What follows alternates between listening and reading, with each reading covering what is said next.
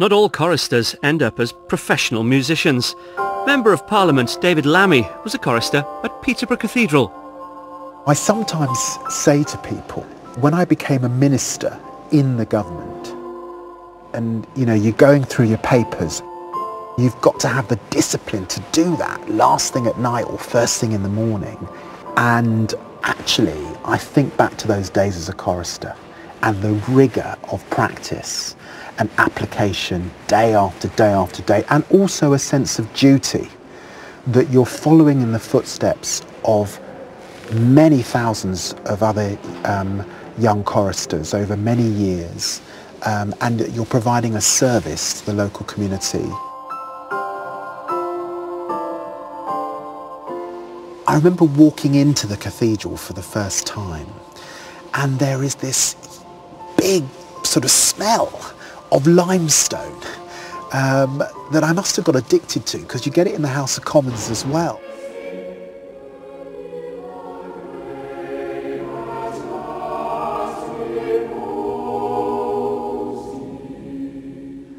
I think the highlight for me was Songs of Praise in 1983, because, I was on telly and my mum and dad were here in attendance, very proud, telling their friends, and it was a very, very special moment.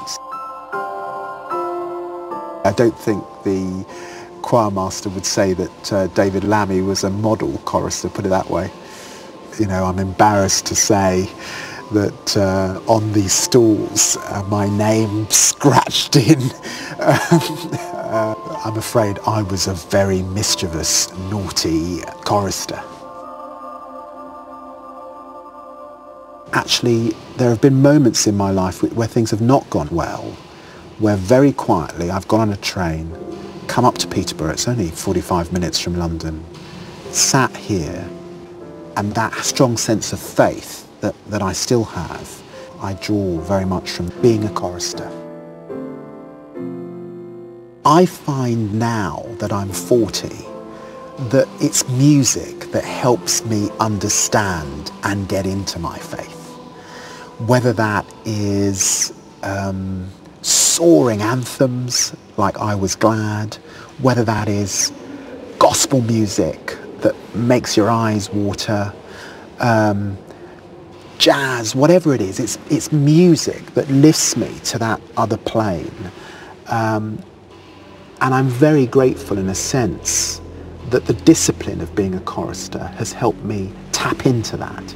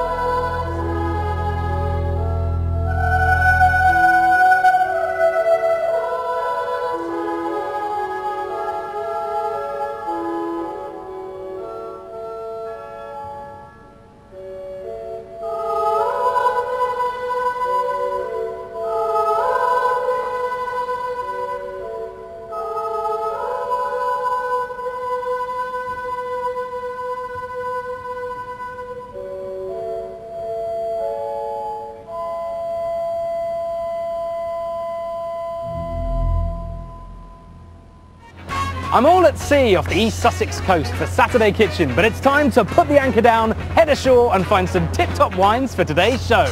Land ho! Saturday Kitchen's wine expert Ollie Smith became a chorister at King's College, Cambridge, 28 years ago. I wonder if choristers get a taste for wine because they... Yeah, do you think? I don't know. I loved it. I loved all the finery and the incense and the wines and the smells and the stimulation, and I certainly enjoyed the flavour of the communion wine. So, yeah, maybe. I was in and out of this building every day of my life, and it's such a privilege to have been here, been part of the history of this amazing building. It's probably the ultimate place to be a chorister, isn't it? I certainly had the most incredible time, and it changed my whole life. There's no question about it. The incredible self-discipline and the incredible kind of exposure you get to music. When you think of all the range of different things we would sing, right from Britain's Rejoice in the Lamb to the old psalm chants, an extraordinary education.